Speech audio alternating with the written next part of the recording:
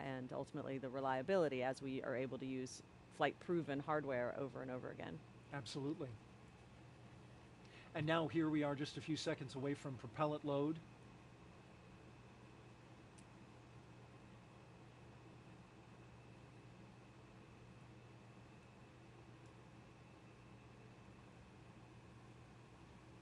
Thinking about the Crew-2 mission as we look forward to Crew-4. When you were up on the space station, it was quite the time up there, right?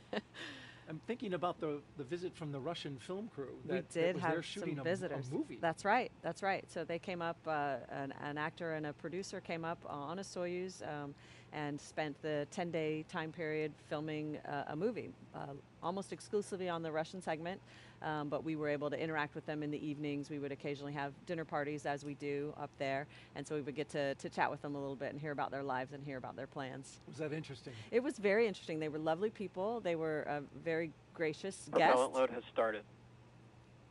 There you hear the call out that propellant load has begun. A big milestone.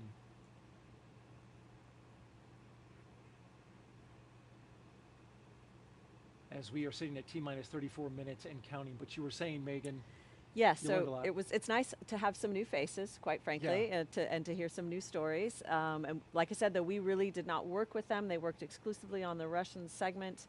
And so it did not disrupt our ongoing science work that, of course, we're doing that's so important for our international partners. So I think it would be difficult to carry out a movie production as well as carry out the actual work of the space station.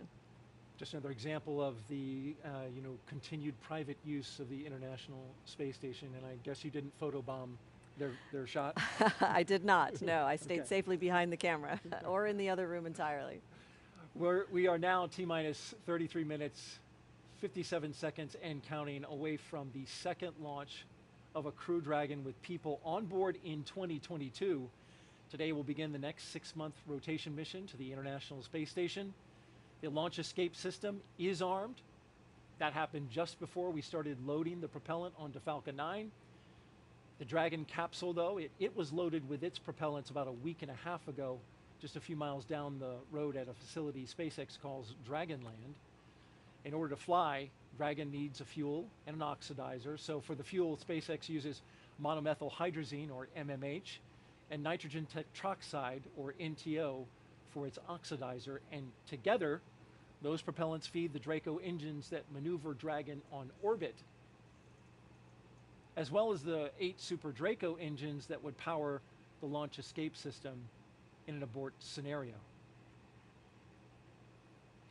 And now that fueling for Falcon 9 has started, that means the 8 Super Draco engines inside Crew Dragon are ready, if needed, to pull this capsule away from the Falcon 9 rocket in an instant, should there be any kind of emergency associated with a rocket on the pad, or if there was a problem with the pad.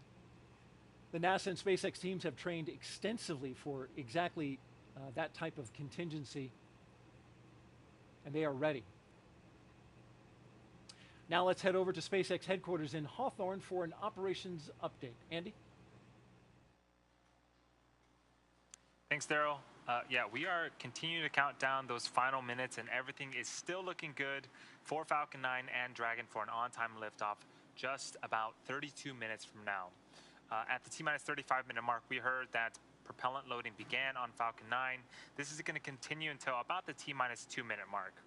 The first and second stages of Falcon 9 are each loaded with 2 liquid propellants. One is fuel loaded into a tank at the bottom of the stage, and the other is an oxidizer loaded into a tank at the top of the stage. The fuel we use to power the Merlin engines is a refined kerosene referred to as RP1. The oxidizer loaded on each stage is a densified liquid oxygen. We also refer to that as LOX. Densified means it is kept much colder than typical for launch vehicles and takes up less volume, and this basically allows us to store more oxidizer into both of the stages. To ignite the fuel and oxidizer in the Merlin rocket engine, we use an ignition fluid called TTAB. When TTAB comes into contact with oxygen, it burns, giving off a green-colored flame. Once we have the flame going, we'll add the kerosene fuel into the Merlin chamber, and the engine ramps up to full power.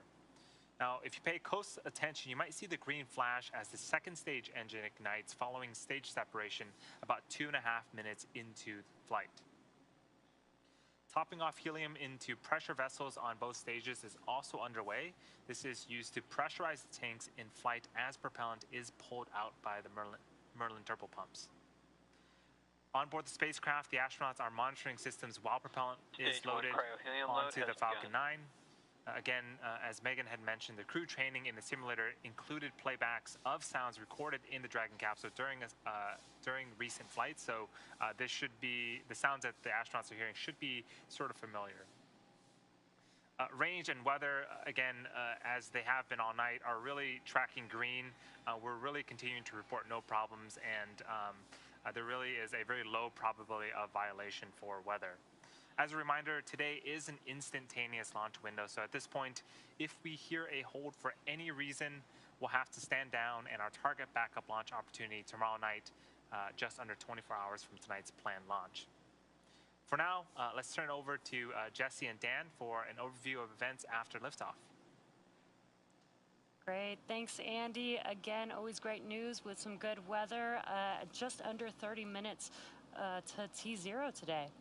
So for Crew-4, the astronauts' flight to station will take about 16 hours. And as we await that launch time, just about 29.5 minutes from now, the ground operations teams are doing a series of system checks, ensuring that both Dragon and Falcon 9 are ready for launch. And you're looking now just over the shoulders of our team out at the Cape there as they prepare for liftoff. As we wait for the launch clock to hit 0, though, we wanted to give you a quick overview of what the ascent portion of this mission is going to look like. Once we hit T0 and a successful launch occurs, we will watch Falcon 9 and Dragon lift off from historic launch pad 39A and make their ascent. One of the first things that happens about 50 seconds into the flight, those 9 Merlin engines will throttle down as the rocket passes through the period of maximum dynamic pressure. It's max Q. It's really the maximum amount of stress that the vehicle is going to hit on its way uphill. Also worth noting, when we hit max Q, the vehicle will be going supersonic. Once we are through that period of maximum dynamic pressure, we can throttle down our 9 Merlin engines again. And from there, at about 2.5 minutes into flight, we have a series of 3 events that will happen in rapid succession. Yeah, all just right on top of each other. The first one's MECO, or main engine cutoff. That's where all 9 of those Merlin 1D engines shut off in preparation for stage separation, which is the second event. This is where the first stage detaches from the second. The first stage starts to make its way back to Earth for a landing as the second stage ignites its engine and continues its journey with that third event, that engine ignition. It's called SES-1, or second stage engine start number 1. That's where we'll see the MVAC engine light up and propel the second stage along with the Crew-4 astronauts into orbit. And as Stage 2 heads towards its targeted drop-off orbit, Stage 1 will execute 2 burns in order to make its way back down to Earth. The first is the entry burn, and that's where 3 of the 9 M1D engines will reignite and then shut down again. Now that helps to slow the stage down in preparation for re-entry back into the Earth's atmosphere. And while the first stage is heading back towards Earth, again, that second stage, it just continues to carry them into orbit until it cuts off. It's 1 Merlin engine that was ignited after stage separation. And once that happens, we wait for the call out and the confirmation of what's called a good orbital insertion, just essentially they're where we expect them to be in outer space. About 90 seconds after Dragon gets into orbit, Falcon 9 will land back on Earth. Now, the landing burn is just a single engine burn, and that's powerful enough to bring the vehicle's speed down rapidly in order to touch down and land on our drone ship about 9.5 minutes into the mission. And while Falcon 9's first stage is landing, Dragon is just getting ready to separate from the second stage of the Falcon 9 rocket. It takes about 3 minutes after we get on orbit, and we just wait for the vehicle to cancel out any rates, essentially make sure everything's nice and stable before the 2 spacecraft separate. We should get a great view from the second stage of Dragon's trunk as it flies free. Once Dragon is a short distance away, it starts going into a number of checkouts immediately, looking at some of those Draco maneuvering thrusters.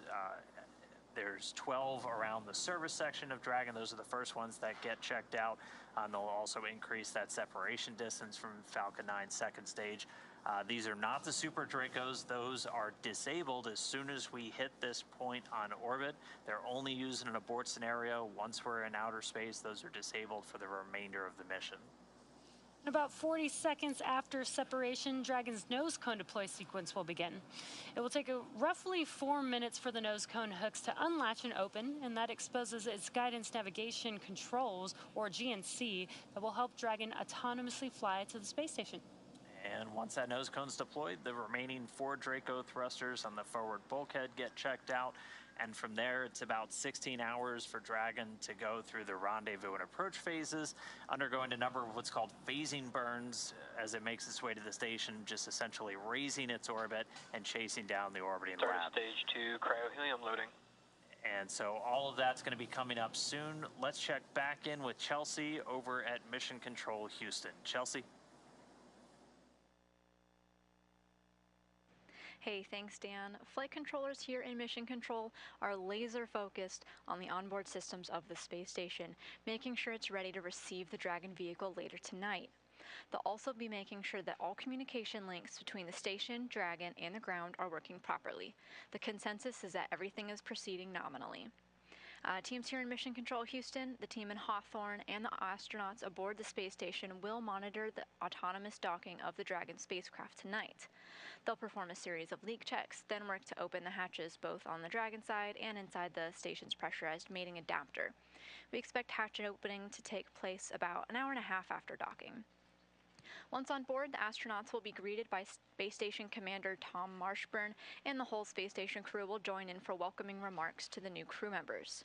From there on out, they will no longer be referred to as Crew-4, as we're calling them today, but rather flight engineers of the International Space Station. Here in Mission Control, Flight Director Anthony Varia is on console overseeing the team for launch, and Adi Boulos will be on console for docking. But we'll be on air continuously through Crew-4's arrival, but launch coverage of docking is expected around 8:15 p.m. Eastern. And that's it for Mission Control. I'll toss it back to the team in Florida. Daryl, I'm excited for launch. How's it looking? All right, thank you, Chelsea, and so are we. We're looking great weather-wise here. Range is green, weather is green, and well, we're green and ready to go for this launch. We are just T-minus 23 minutes and counting from the launch of Crew-4, the 4th astronaut rotation mission to the International Space Station under NASA's Commercial Crew Program. And it's going to be a good one, folks. The 4 astronauts are strapped in: Commander Kjell Lindgren, pilot Bob Hines, and mission specialists Jessica Watkins and Samantha Cristoforetti. They are strapped into their seats inside Crew Dragon Freedom. And we can see a live shot of their rocket as we look to the screen right now. That is the Falcon 9. The rocket fueling operation is well underway. The launch escape system is armed, and that means Crew Dragon is prepared to launch itself away from the Falcon 9 rocket in case of an emergency on the pad or even after liftoff. So far, operations look and sound as expected. We are counting down to that liftoff at 3:52 and 55 seconds in the morning, Eastern Daylight Time. And so far, everything has looked right on. It has. It's wonderful to see just 22 minutes and 32 seconds remaining on the clock. I'm starting to get really excited. When you were sitting inside that spacecraft, how did you feel? Well, at that point, you are really focused. You are, you've sort of stopped with the chit-chat and the storytelling, and you are very much watching the progress of the propellant loading, knowing that the time is counting down, and you're just really starting to get your head in the game and be ready for what's happening next. That's a very serious part of the countdown, is that propellant flowing in. You can see those systems as you're looking on your screen and monitoring them. The mission is the continuation of rotational crew flights to the International Space Station from U.S. soil on private rockets and spacecraft, and this would not be possible without the success of NASA SpaceX Demo 2, the test flight 2 years ago, if you can believe it, the safe delivery and return of Crews 1 and 2, and of course, Crew 2 back on Earth 6 months ago, and that's why we have with us the pilot from Crew 2, Megan MacArthur. Appreciate you being here. Absolutely. It's hard to believe it. I've been home for 6 months already and launched almost a year ago, but time travels. Flying. Yeah, it keeps moving. It was 6 months that you were up in space. Do you notice that you were in space like now? Have you, the symptoms of having been up in space for that long completely passed? Or? I would say they're 90% back to Earth normal, and there's some lingering things like back pain and some joint pain and things like that that will pop up. That I go, well, am I just older now, or is Earth just harder? But for the most part, back to normal. Very good. Well, you've done a wonderful job for us tonight, and we appreciate it.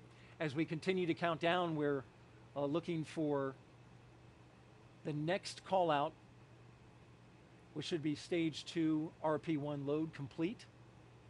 It'll be followed by Strongback chill has begun, and then we'll start loading stage 2 with liquid oxygen.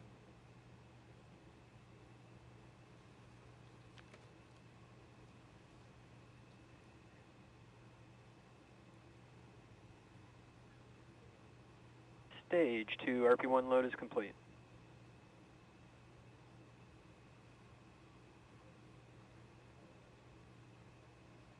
You can see the condensation coming off the rocket, that super chilled LOX, chilling down everything, including the skin of the rocket, so that it condenses the humid Florida air, and you see there the clouds are coming off, but at the very top it's also venting.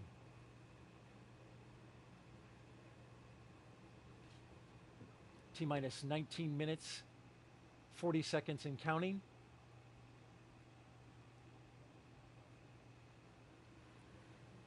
It's an impressive sight. I forget that I can also look over my shoulder and see it in real life. In fact, you just did that. We can't see you on camera, but Megan turned and wanted to see that it was the same thing she's looking at on screen, and indeed it is. We are bringing you live pictures of the launch of Crew-4 from the Kennedy Space Center in Florida. Liftoff time 3:52 a.m. Eastern Daylight Time.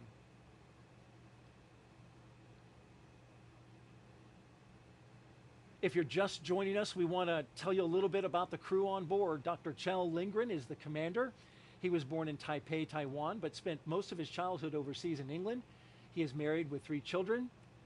He was an instructor and jump master with the U.S. Air Force Academy, and he also has a doctorate in medicine. He served as a NASA flight surgeon and then as an astronaut aboard Soyuz, where he spent 141 days in space during Expedition 44 and 45. And as I mentioned, today he is the commander of Crew Dragon. Sitting next to him is his pilot, Bob Hines, who was born in Fayetteville, North Carolina. There he is. He's married with 3 daughters.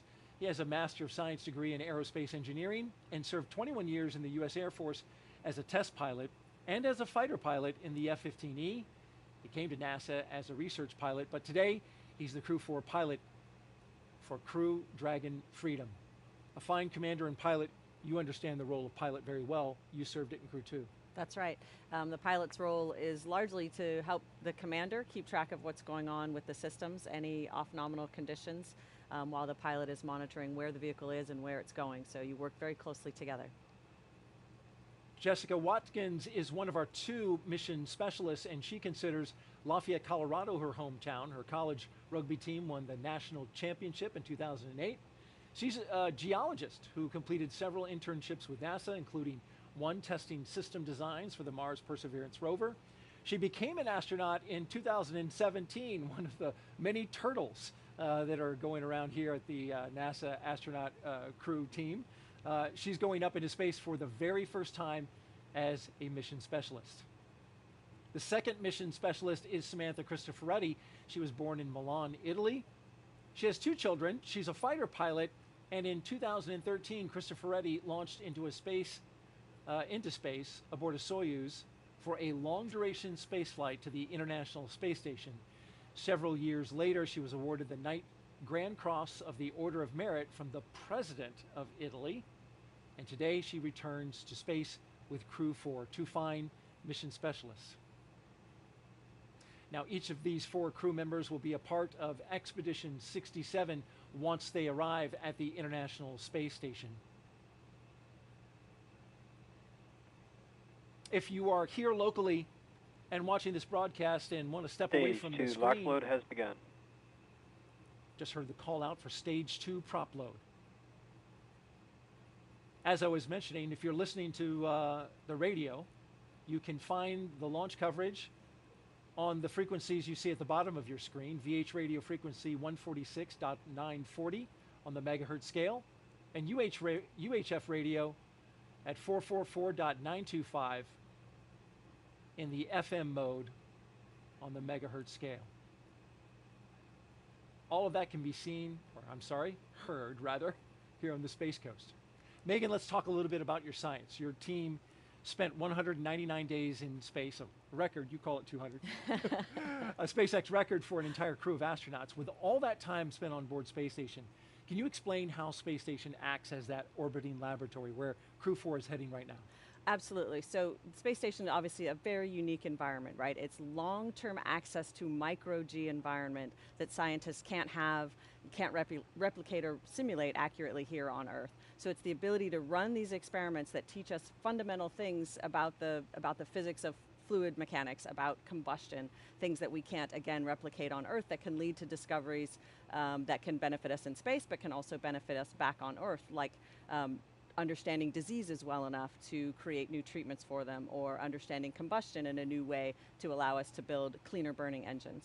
You mentioned some of the science that you've worked on. What was your the most impressive and stands out to you in your mind? Well, it's hard to choose a favorite, but of course one that is always popular is one you get to eat. So we got to participate in the Plant Habitat 4 experiment, where we grew chili peppers that hailed from Hatch, New Mexico. And so we got to monitor them over a period of many months. It was a fruiting plant that took a long time to germinate and to fruit. And for long duration missions, will provide an important vitamin C and other minerals for crews on long duration missions. And they were also just really tasty. So that was a lot of fun. That's a bonus. And you know, growing plants in space is part of deeper space exploration, especially growing them in mass amounts, right? So that you can feed a crew. Absolutely right. It'll be an important part of those future missions. Crew-4 will fly aboard a brand new Dragon capsule, by the way, that the astronauts named Freedom. But the booster has flown 3 previous times, and there you can see it there with the sooty covered NASA meatball right above them. That's Crew-4 below, standing next to their booster. This flight will be the 4th for that booster, which is a first for NASA and ESA astronauts. Now, at the time that booster lights and takes that crew into space, the International Space Station will be 260 miles over Western Romania. We talked a little bit earlier about chasing down station. Well, when this thing lights, Crew-4 will then spend the next 16 hours chasing down the International Space Station for a rendezvous at 8:15 this evening. And there's a special guest there. That is an Apollo astronaut, Harrison Schmitt. He is a moonwalker, you may recall. One of the 12 men who walked on the moon. He launched on the night of December 7th, 1972, from the same launch pad we're using tonight, pad 39A. And then 3 days later, Schmitt and Commander Gene Cernan landed on the moon. What an honor to have him watching tonight. He, a geologist, watching another geologist, Jessica Watkins, going up to space today, so they share that. And Harrison Schmitt, one of the 4 surviving astronauts who walked on the moon. Buzz Aldrin, David Scott, Charlie Duke, and Harrison Schmitt. And they are a national treasure.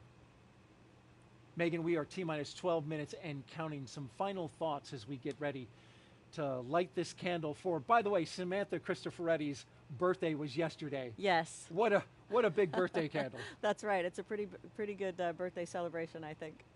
She's going to enjoy that. But what will they experience the moment of liftoff? The moment of liftoff is really, it's hard to describe. I've heard it described as lots of different things. A kick in the pants, someone hits your chair with a baseball bat.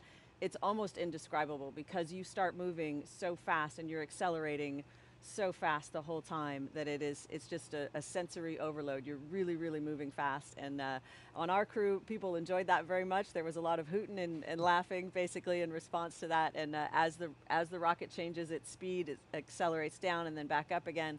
You feel all of that, and it's a tremendous ride. Astronauts from Crew-4 getting ready to experience that. We're about to watch this launch. So at T-minus 11 minutes and 25 seconds, let's toss it to Andy at SpaceX in California. Daryl, Megan, thank you so much. It's getting more and more exciting here as we are just about 11 minutes until liftoff. Things are still looking great for both Falcon 9 and Dragon. Falcon 9 began loading propellants at the T-minus 35-minute mark. We should finish around the T-minus 2-minute mark. Right now, densified liquid oxygen is loading and continuing on the first stage. And again, this is going to wrap up around the T-minus 2-minute mark. The Dragon mission director and team are reporting no issues. Communication checkouts are complete. The crew access arm is retracted. The launch escape system is armed, and the crew is strapped in and ready to go. Final instructions to the crew come in at the T-minus 10-minute mark. The crew displays will be configured for launch. This setup gives the crew insight into how the launch is proceeding and provides constant update on vehicle health.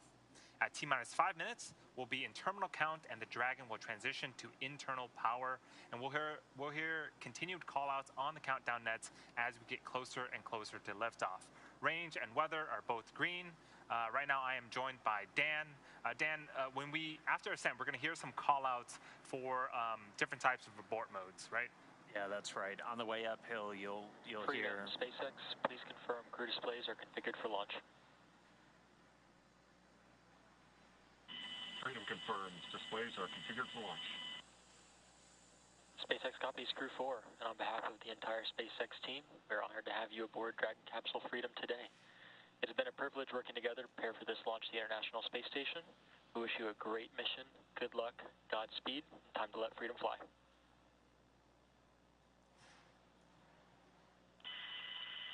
Copy, SpaceX. We'd like to take this opportunity to extend our thanks to our NASA, SpaceX, international partner teams, and most of all our families for getting us to the threshold of this amazing opportunity to launch to the International Space Station with Kennedy Space Center. A heartfelt thank you to every one of you that made this possible. Now, let's let Falcon roar and freedom ring. Okay, so crew displays are configured. The crew just reported they're good to go. They're ready to launch. Saw a couple of fist bumps there. But yeah, as you mentioned, we'll hear a couple of different call-outs on the way uphill, a combination letter and a number. You'll hear 1A right at liftoff, and these just correspond to the different abort modes. There's 2 for the first stage, and then A through E for the second stage, and these are telling the crew essentially which direction Dragon's going to be pointing when it performs a burn of those Super Draco engines. Also gives you an idea of where they're likely to come down if we have an abort on the way uphill. But you'll hear those throughout the flight uphill. You'll also hear a number of call-outs from some of the key positions on the Falcon 9 team, the guidance, navigation, and control officer, and also the prop lead. And we're going to be looking to hear trajectory nominal, propulsion nominal, just as we make that flight uphill. It's going to be about a 9-minute trip from ground to orbit, and right now we're just 8 minutes away, and we've got a couple more events coming up starting at right around 7 minutes, right, Andy? Yeah, in about 50 seconds at T-minus 7 minutes, we're going to begin engine chill on the first stage engine. This is where we inject a small amount of super chilled liquid oxygen into the Merlin engine turbopumps before letting the full flow of LOX during ignition. So we do this in order to make sure that we don't shock the engines because liquid oxygen is so cold. We actually do the same exact things for the second stage engine, and that happens during ascent, but we should hear the call out after liftoff for that as well. And again, that is coming up in about 15 seconds, and we should hear the call outs over the nets.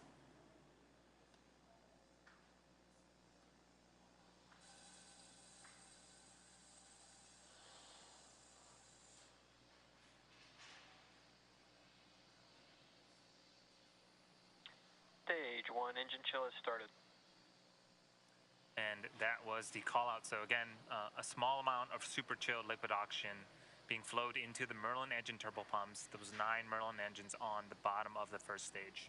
All right, now we've got a couple more events coming up. Right at about T-minus 6 minutes, so in 40 seconds from now, our next prop load milestone will be complete. We'll have all of the RP1, the fuel for stage 1, fully on board. It's at about 99% right now, so we should hear that any moment.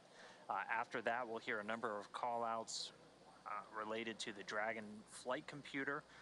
They'll get ready to configure for terminal count and then move on Stage to 1, internal power. RP1 load is complete. And there we hear the RP1 load is complete, so we got that a little early. So all of the RP1, the refined kerosene, is on board the Falcon 9, both the first stage just completing. We already heard that the second stage completed a short time ago. Coming up, we're going to hear the call out for Dragon to transition to configure for terminal count and then transition over to internal power. And then we'll hear the propellant tanks on Falcon 9 getting ready to pressurize, adding some additional rigidity and structural support as we get ready for the Strongback to retract. It'll move just a couple of degrees at first, and then we'll see it swing open completely at the moment of liftoff. And that Strongback providing access to Falcon 9. It's also providing all of the fueling lines and umbilicals for both prop load and all of the different gases being loaded on board the vehicle. So those are coming up. We're going to continue to check through a couple more fueling milestones as well. The final one we're going to hear is at just 2 minutes before flight when we get the liquid oxygen finished on board that second stage. Dragon is in configure for terminal count. Falcon 9 tanks are pressurizing for Strongback retract. So that call out that we just heard, Falcon 9 is beginning to pressurize for the Strongback retract. So if you look closely on the left-hand side of your screen, or excuse me, the left-hand side of the vehicle, there is a large truss structure. That is the Strongback. We have some clamp arms just at the bottom of Dragon. In about... Retract sequence has started. Stand by for kiloarm movement. Well, right now, those clamp arms are beginning to open up. You can see them right behind all of the white clouds around the vehicle. Once that is fully open, then the Strongback structure will retract away to its pre-launch position about 2 degrees away from the vehicle. And as we get closer to D0, it will continue to recline back to make room for Falcon 9 and Dragon to lift off and clear the launch pad. So here's a great shot of those clamp arms at the bottom of the screen, opening wide open. And we should see that structure to the right of Falcon 9 and Dragon begin to recline away from the vehicles.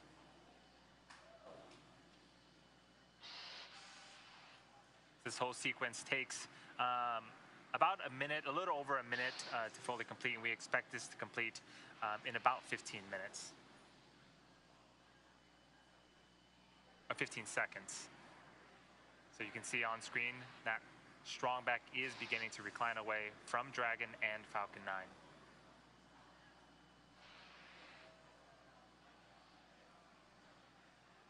All right, now coming up next is going to be the finish of loading that liquid oxygen on the stage 1. We finish up on the liquid oxygen. Stage 1 LOX load is complete. There we go. All of the oxidizer loaded onto stage 1. Yep, and in about a minute here, we should hear the last call out related to propellant. That's going to be stage 2 LOX load complete. And again, that is the last of propellant loading on the vehicle. Dragon is in terminal count and on internal power. And as we wait for that call out, all of the white clouds that you're seeing on screen, that is normal and expected for us at this stage in the countdown. We'll continue to see them build up as we get closer and closer to D0. We want to make sure that we are keeping the tanks as full as possible, and the warm ambient air of Florida is helping to create those clouds around the vehicle.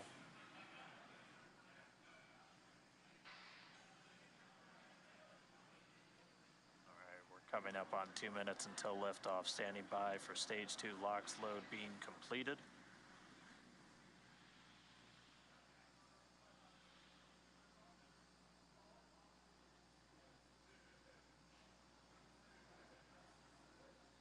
Stage 2 LOX load is complete. Dragon is in auto idle. All right, Dragon's flight computer and auto idle. Next, it'll flip over to countdown. Expect loud venting. Gas closeout has started, so we're now isolating all of the feed lines for the different gas systems from the Falcon 9 rocket. They're going to then get vented. You can hear that venting start. They're going to get vented overboard.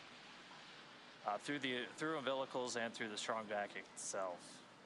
Coming up at T-minus 1 minute, we're going to hear Dragon is in countdown. Its flight computer will switch to countdown mode. We'll also hear that the flight termination system on Falcon 9 is armed.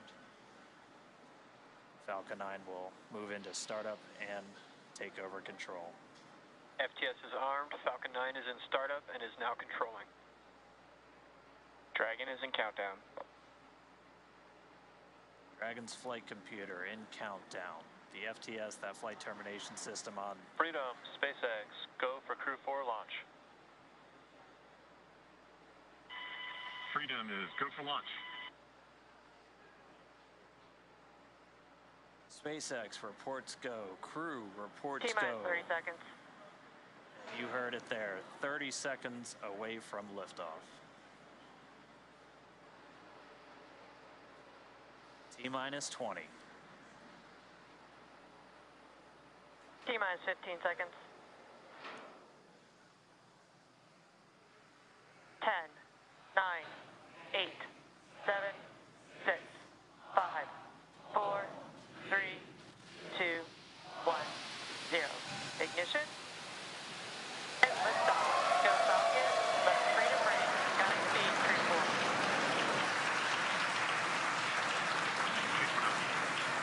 Vehicle is pitching downrange. Copy 1 Alpha. Freedom soars and the Dragon flies forward. Vehicle already pitching downrange. All 9 Merlin engines have lit. Stage 1 propulsion is nominal. Getting good performance on stage 1 propulsion already.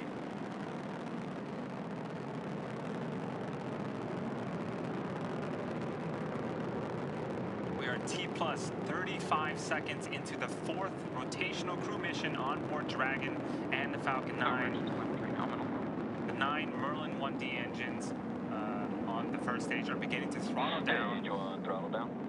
In preparation for max Q. This is where the vehicle will experience the highest amount of aerodynamic pressures, so we'll throttle down the engines in preparation for that event. Vehicle is supersonic.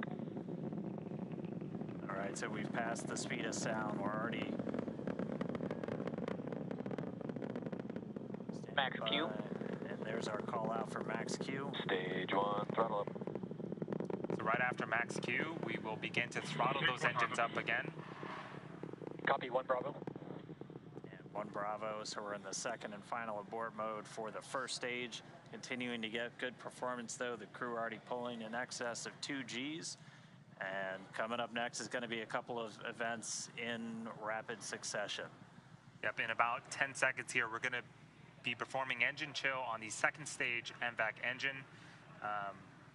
And then in about a minute, we're going to start off with MECO, also known as main engine cutoff. This is where those 9 engines that you're seeing ignite on, being lit up on screen, those are going to cut off in preparation for stage separation, where the first and second stages will separate from one another, and then the single Merlin vacuum engine on the second stage will ignite and continue to carry our Crew-4 astronauts to orbit. We heard that MVAC chill has started. Stage 1 throttle down. The 9 Merlin engines starting to throttle down. And standing by for MECO.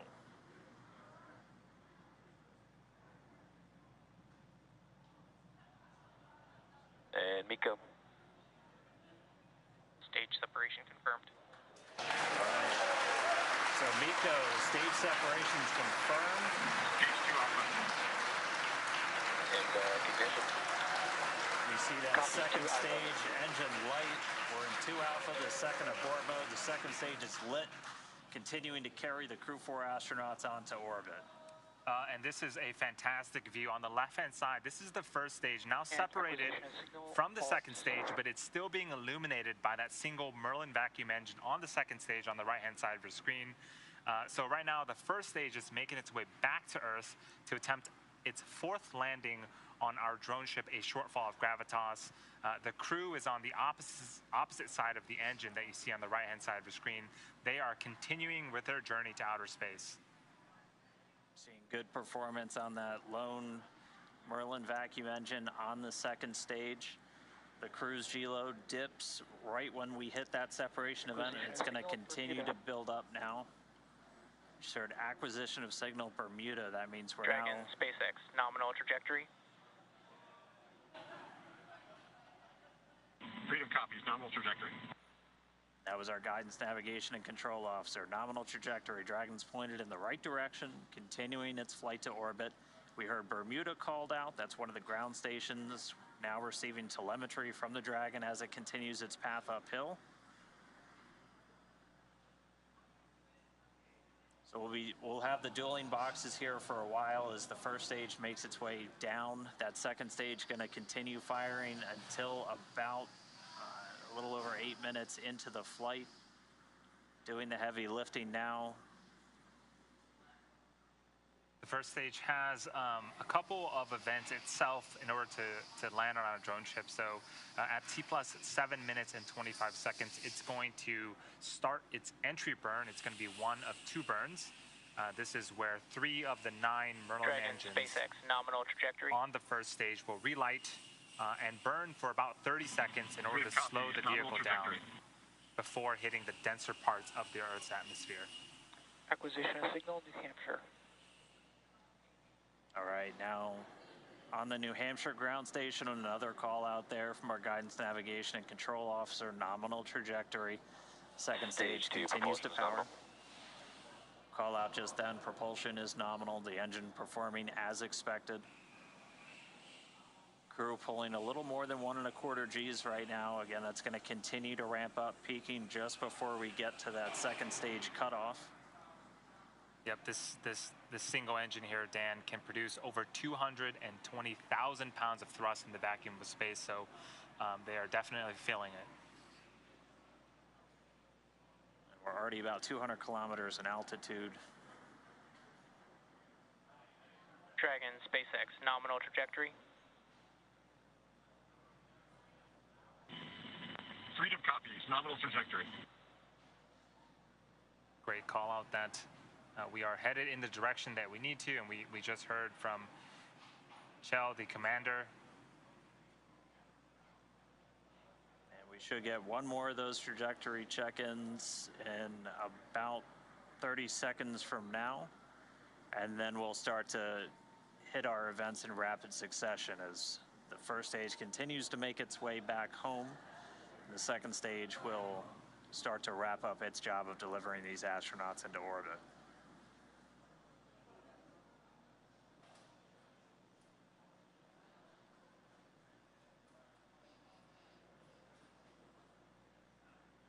Yeah, we don't see it on screen right now, but the first stage is making its way back to our drone ship in about... Dragon, SpaceX, nominal trajectory. In about 30 seconds here, it's going to start its entry burn. Freedom copies, nominal trajectory. And there was the other call out that you were mentioning, Dan, about the trajectory. Things, again, continuing to look very, very good for the ascent portion.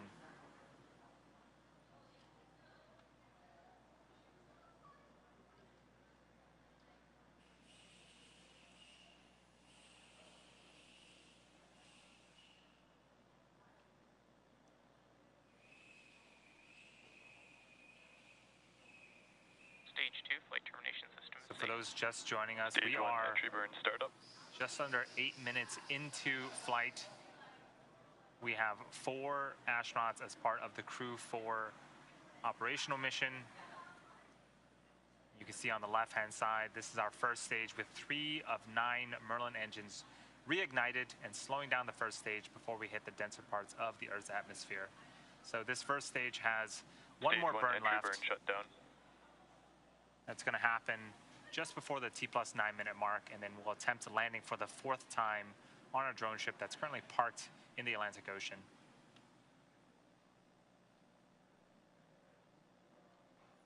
So as that entry burn completes, Terminal guidance.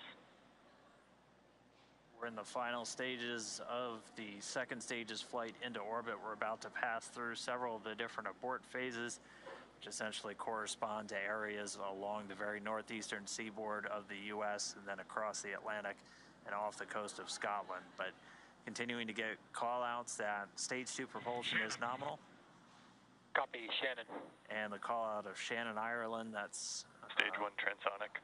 indicative of our final abort zone. And after this second stage engine shuts off its engine, we are going to be listening for the confirmation of a good orbit, which tells us that the crew and Dragon are where they need to be in Stage orbit. 1 landing burn. Dragon, SpaceX, nominal orbit insertion. And that was the call out that we wanted on the second stage. Here's a fantastic view. We're glad to be in orbit. Of the Dragon, first stage. SpaceX launch escape system is disarmed. Fantastic view of the first stage. Landing legs have been deployed, returning back to Earth for a fourth time. And just like that, a fourth landing as part of the Crew-4 mission. You can hear the applause behind us.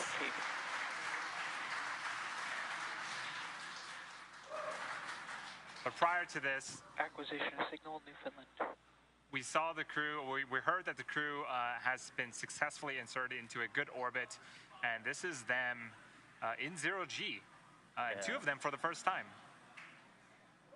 And getting a look, it looks like we might have a couple of 0G indicators. I see a turtle in Bob Hines' hands. That is the nickname for the astronaut class from 2017, of which he and Jessica Watkins were a part.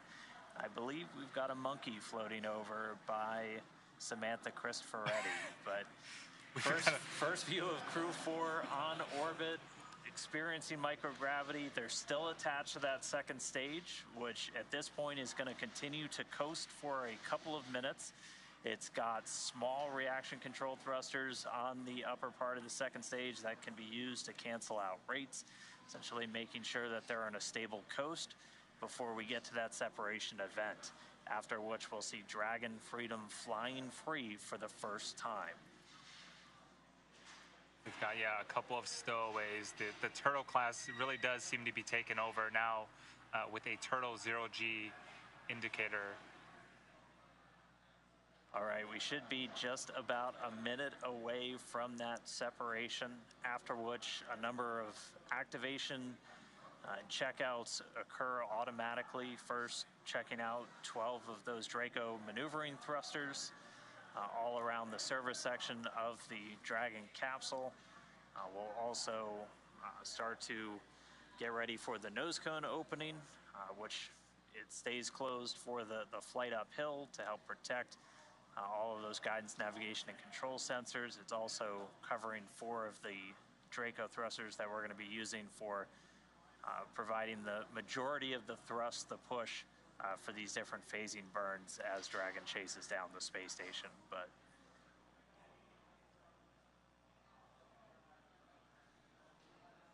all right, standing by for separation.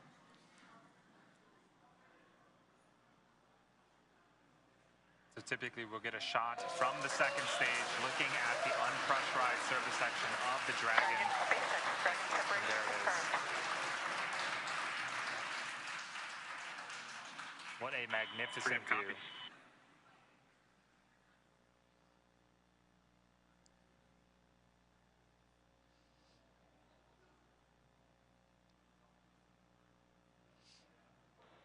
And looking like a good separation, good rates. Wallops and Dragon Freedom flying free for the very first time. So again, now those Draco checkouts are starting. And pretty shortly we'll get to the nose cone deploy, and that's when they'll start to open up hooks that are holding the nose cone in place, and it sounds like that has begun. And expected loss of signal, New Hampshire.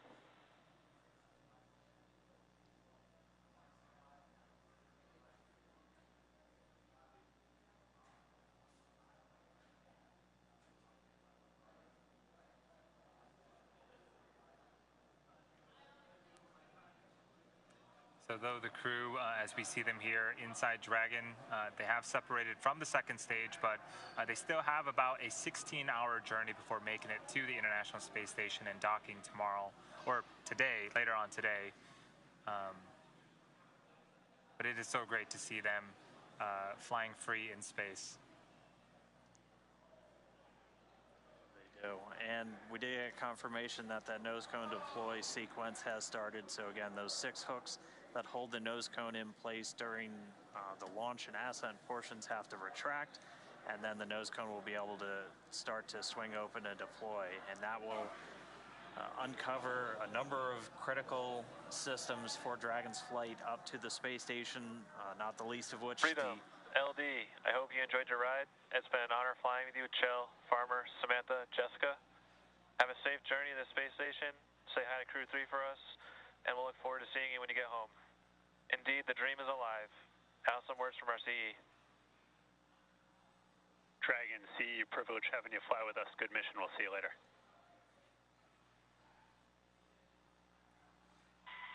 And from Freedom, we want to thank a big thank you to SpaceX, the Commercial Crew Program, and specifically the Falcon 9 team for a great ride. It is a privilege to get to fly this new vehicle, the Crew Dragon Freedom, to orbit. Huge thanks to the teams that assembled and prepared her for flight. We're feeling great and looking forward to the view.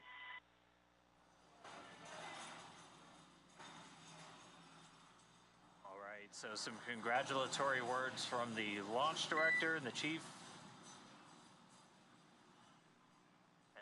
engineer up to the crew on board Freedom. Chell radioing down their thanks for the smooth ride to orbit. So, as Andy said, we've got about 16 hours. And Freedom, SpaceX can confirm nominal dehumidifier activation and service section Draco checkouts.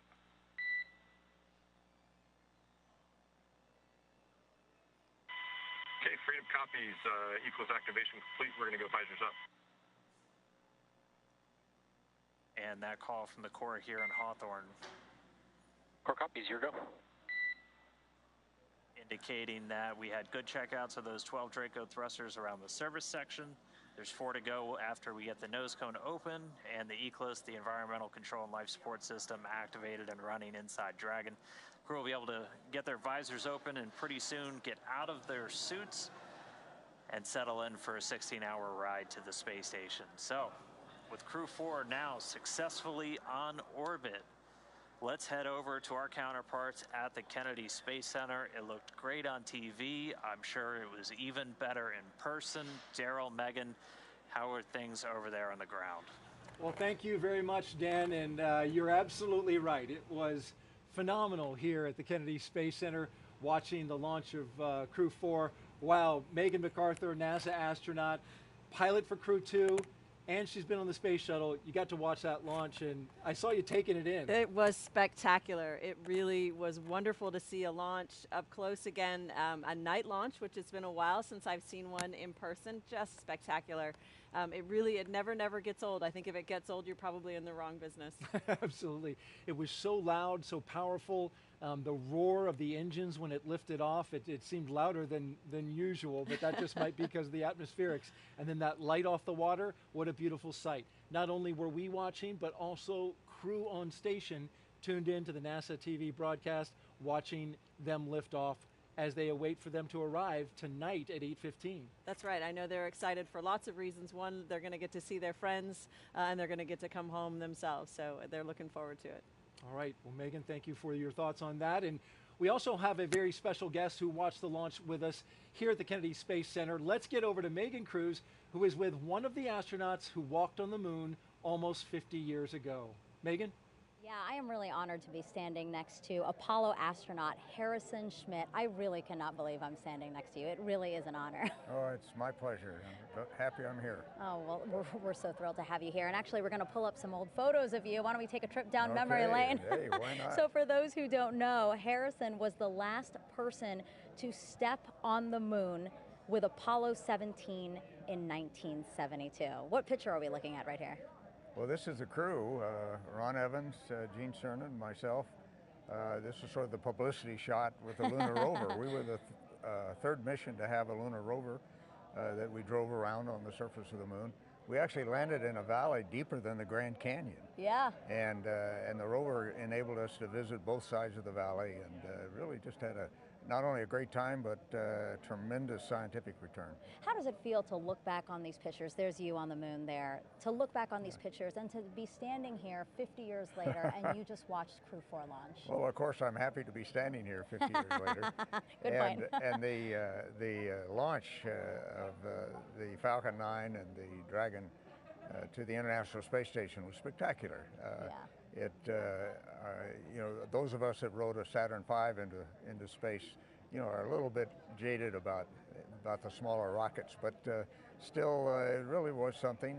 And on board was a geologist, yes. Jessica Watkins. Yes, you got your special invite today from Jessica. I mean, what do you think about that? That's great. Jessica and I have worked a little bit in Houston with the lunar samples and the like during the Apollo 11 celebration, 50th anniversary celebration, and she was very kind enough to invite me and my wife here, my wife Teresa Fitzgibbon, and we sort of consider ourselves the Jessica team. Oh, that's so sweet. Just what do you think about the fact that there is a geologist on board, the importance of having a geologist for this mission? Well, for me, I did not have a chance to gain the kind of operational experience that Jessica is getting. I gained my operational experience from learning to fly T-38s and helicopters, and then a lot of simulator time. She's gaining it in space, and that's very important. Yeah. And you know, I hope it'll stand us in good stead for being part of one of the Artemis crews that goes to the moon. Yeah, absolutely. Artemis, let's talk about that. That's going to return us to the moon. Isn't that crazy? It's crazy. It's been a long time. There have been several attempts to get us back there.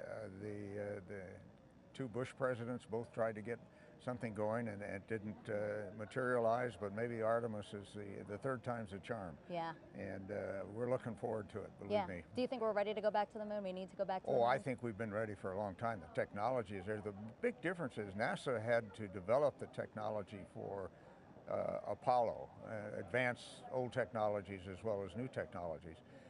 The thing that's changed is the commercial sector has taken the NASA technologies and moved forward, and now NASA has to integrate that into a new lunar program such as Artemis. And you saw that tonight with the Falcon 9 launch. That was developed by the SpaceX Corporation, and it's turned out to be an extraordinarily reliable vehicle for launches in general, and in particular now the fourth launch to the International Space Station. Yeah, well, like you said, I'm glad that you're here, and I'm glad that you will, that you witness Crew-4, and then also that you'll see Artemis launch soon. So thank you so much for being here. Well, thank you for inviting me. It's great, and my best to everyone in NASA, and keep doing great work. Perfect, thank you so much. Back to you guys.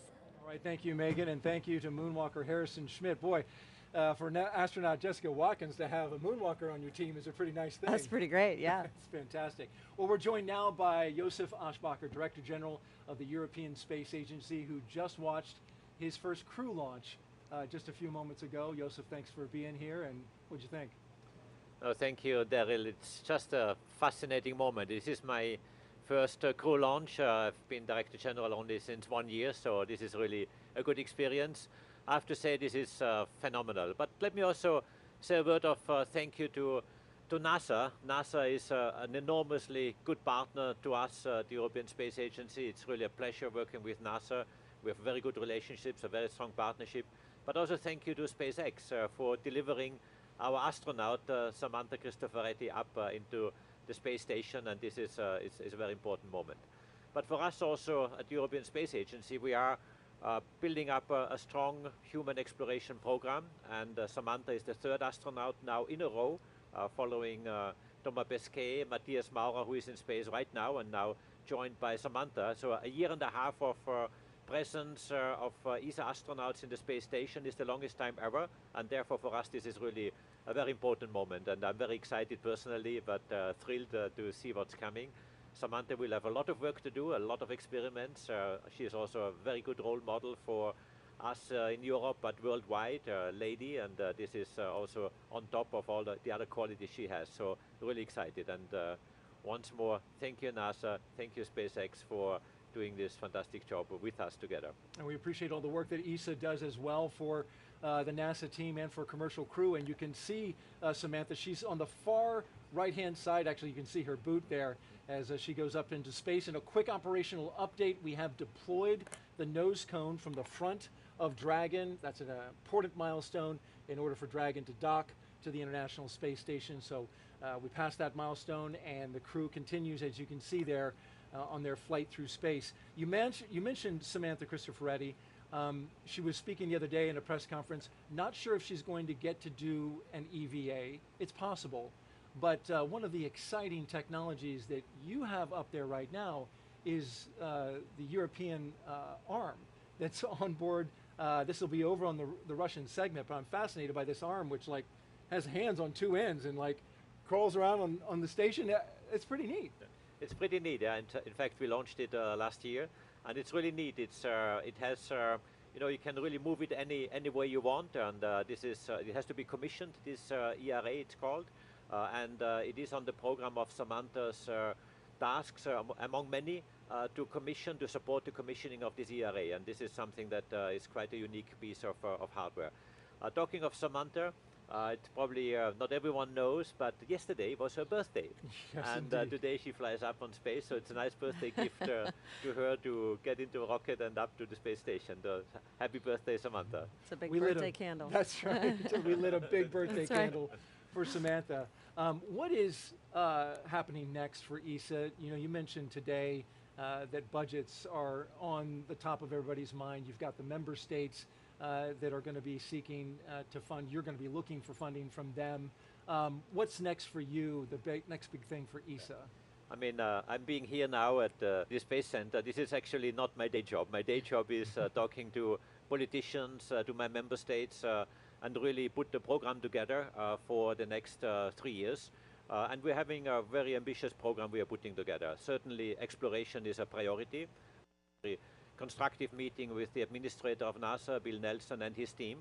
We have many projects in the pipeline where we are working together already, and we want to intensify and come with more activities. Let me, of course, mention the space station, where we continue the operational supply of our activities, our hardware partners, which are then in exchange giving us flights of astronauts. So this is nominally proceeding, despite all the discussions you sometimes hear in the news.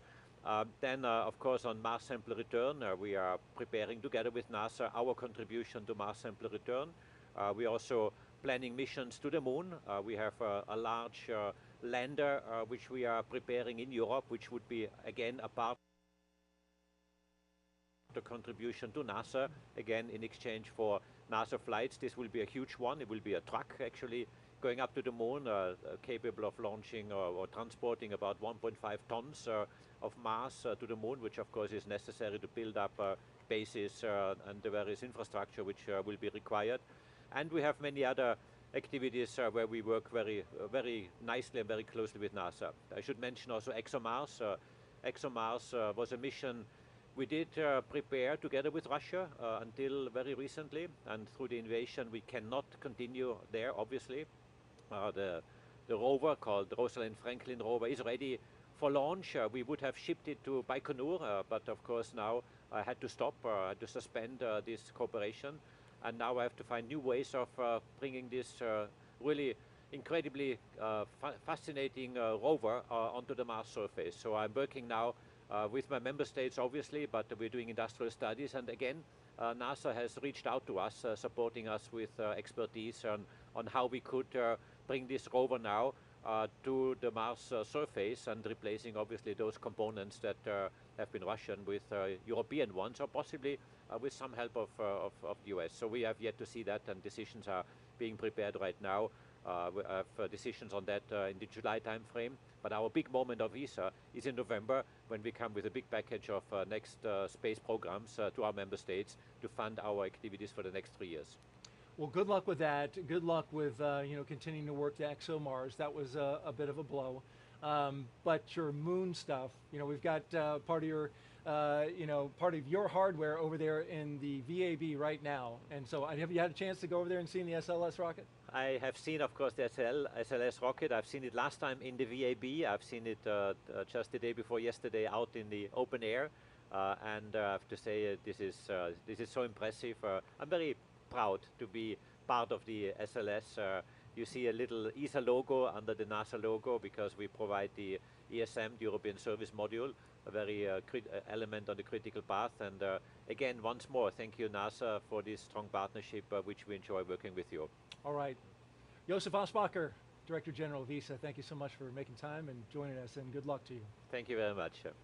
All right, well, mentioning the International Space Station, NASA recently announced the International Space Station would be extended another 8 years and then decommissioned.